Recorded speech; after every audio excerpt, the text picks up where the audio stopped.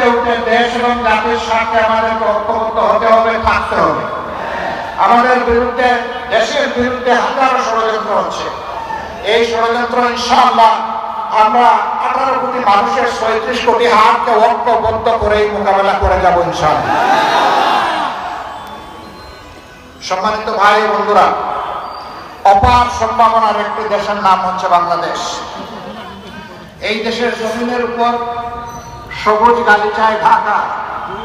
এদেশের মাটির নিচে আল্লাহ উপরন্ত খনিজ সম্পদ দান করেছেন। এদেশের পানিতে আল্লাহ তাআলা জলজ সম্পদ দান করেছেন। এদেশের বাতাস বসবাসের উপযোগী, অনুকূল। এমন একটি দেশ কেন আজকে ফুটলা দেশে পরিণত হলো? এর কারণ হচ্ছে যারা বিভিন্ন সময়ে দেশ শাসন করেছেন তারা জনগণের আমানত রক্ষা করেননি।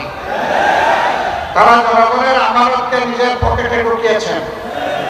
তারা তসরুপ করেছেন, তারা চুরি করেছেন, তারা ডাকাতি করেছেন, তারা জনগণের সম্পদ লুণ্ঠন করেছেন এবং